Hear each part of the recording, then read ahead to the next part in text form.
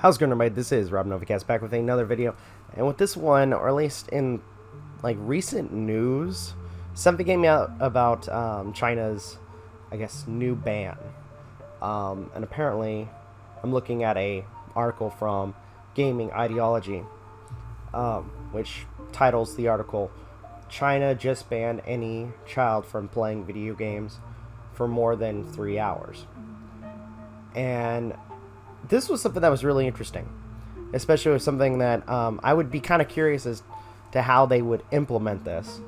But the article talks about how Beijing has unveiled new rules that will drastically reduce the amount of time children play video games, which is under rules, or I guess the rules have been under effect since 2019. And it goes on to talk about how children of China under the age of 18 were allowed to play video games for an hour and a half on most days. However, this will be drastically reduced to a total of 3 hours per week. So anybody under 18 would not be able to play video games. So to an extent, it's kind of like something similar to like age of consent, or like, let's say, driving ages, where you have to be a certain age to drive or purchase a car, etc.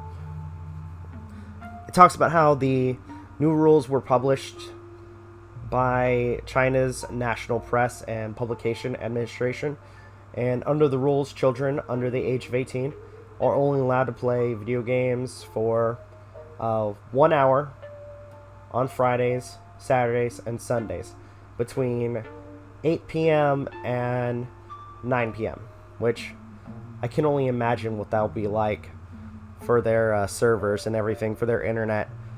Like, all the kids, getting that 1 hour playing video games.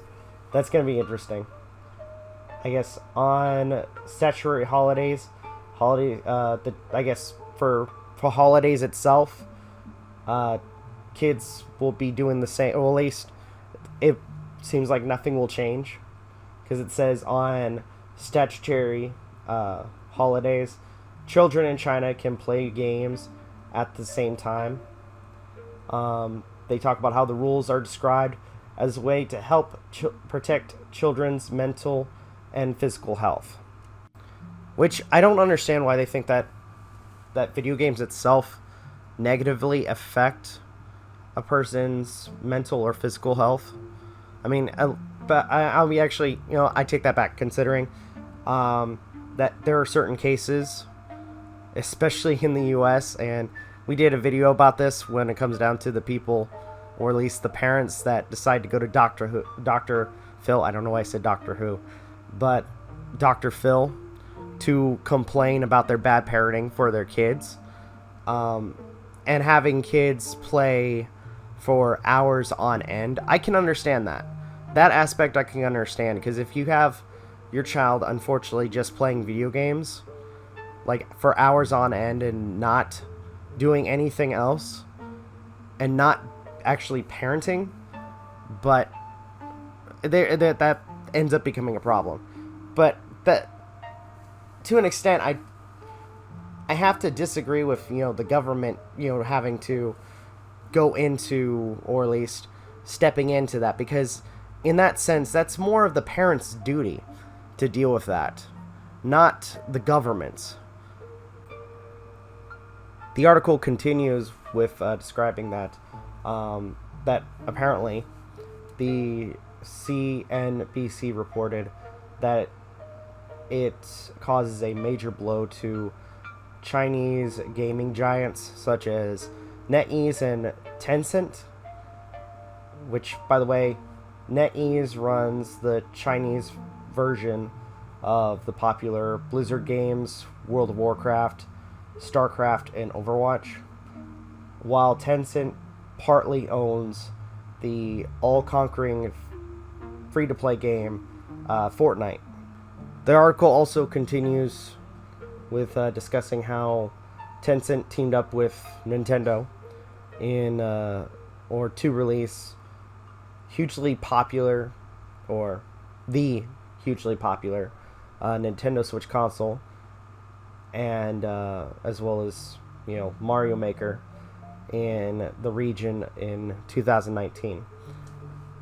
And in the wake of the rules for this whole situation, NetEase's U.S. publicity trade share fell, I guess, 6.7% in the morning trading, and an individual by the name of Daniel Ahmad, which is a senior analyst at Nico Partners, told CNBC of the new rules, or that the new rules will affect at least more than 110 million children in China.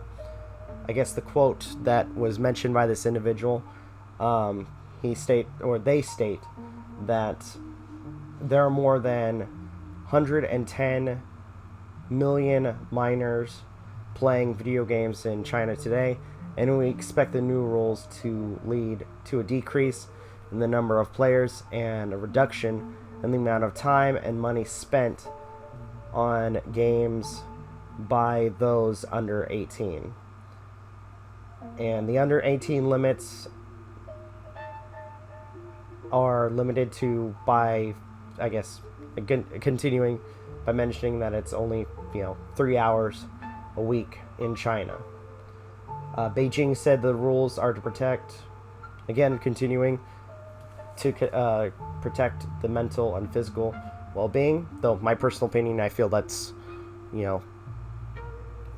it's ridiculous to some extent, but I think that's more of the parents than instead of the government having to get involved. They write, however, we do not expect the decrease in spending to have a significant material impact on the profits of game companies, as restrictions on time and spending for minors have already been placed in the past 2 years. It continues, quoting that, therefore we expect a softer impact on overall growth rates, as spending among minors was already low. The rules will be enforced by companies providing online gambling services to children, in addition to limiting children's ability to access games outside of designated hours. Companies will also be unable to provide services to users who will not or who are not signed in with their real name. Tencent, which introduced facial recognition scans earlier this year to verify whether a gamer is an adult, said in a statement that the WeChat that they would implement and support the new rule. So it sounds like China is really serious about this, especially when it comes down to implementing this rule of kids playing only for 3 hours.